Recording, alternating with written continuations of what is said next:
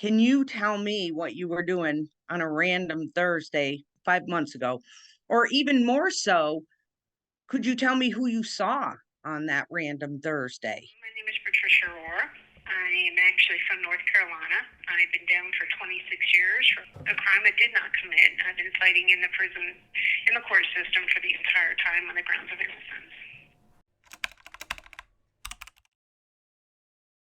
A mother and her baby murdered in a small Pennsylvania town. 911, do you have an emergency? My wife and my baby have been missing since like 2 o'clock this afternoon. When she's supposed to have disappeared, I had went and got grain, I went and got kerosene, I've been to my mom's, I got gas.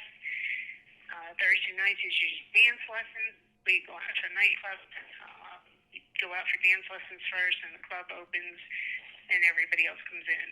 It's a typical weekend for me.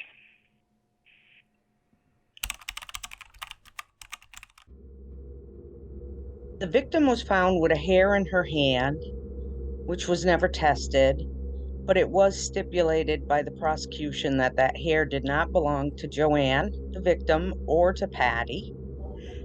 I had lived with a gentleman up here and left him, and 5 years later, after he came to North Carolina, visited me twice. They say that he had married and got called up here one time, and his wife had hung up on me, and that was the reason and the only motivation that he could come up with, that I would drive 550 miles to murder her and her child, a woman I'd never met, because she hung up a phone on me. The forensics were bad. We had contaminated evidence. We had evidence in one envelope that, said there should be 3 hairs in there, and there's only 2. There's other envelopes that say there should be 2 hairs in there, and there's 3. They don't know who they don't know who that third hair came from. They don't even know which of those 3 were the original 2 that were supposed to be in there. It was a mess. It was a bad investigation. I'm always worried about the chain of custody with a hair. It's like I've seen boxes where they're full of slides that had hairs on them, and they're just dust. They're just glass dust at the end of it. Exoneration or someone who's been innocently put into jail, really the issue is did they get a fair trial? What happened at the trial? Was there information that was suppressed from the trial? Was there information that wasn't turned over to the defense? Were there other suspects?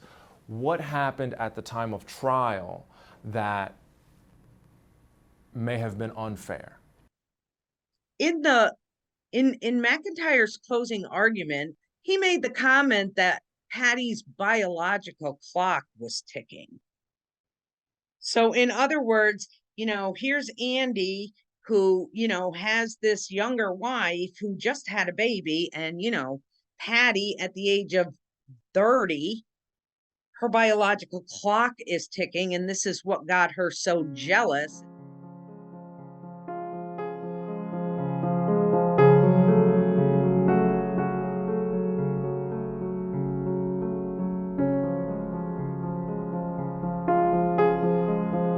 It's natural to go through a case like this and want her, in some respects, to be guilty.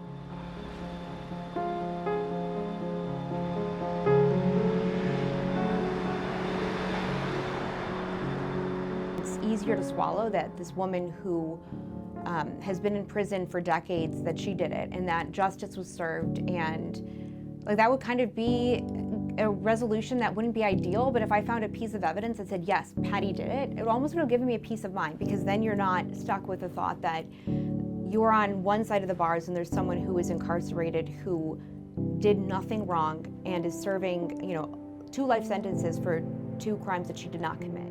It's the worst thing that can happen to you.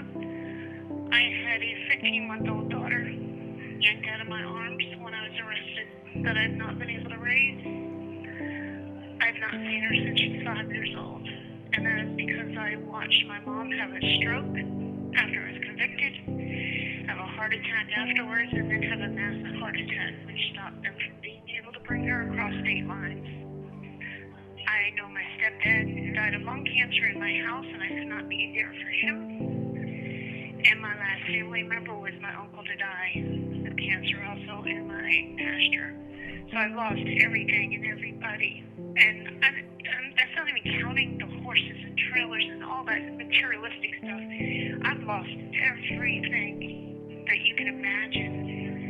It is the worst possible thing. I've lost my life. I was 33 years old when I came in. I'm 59 years old now. There's nothing that can replace any of this.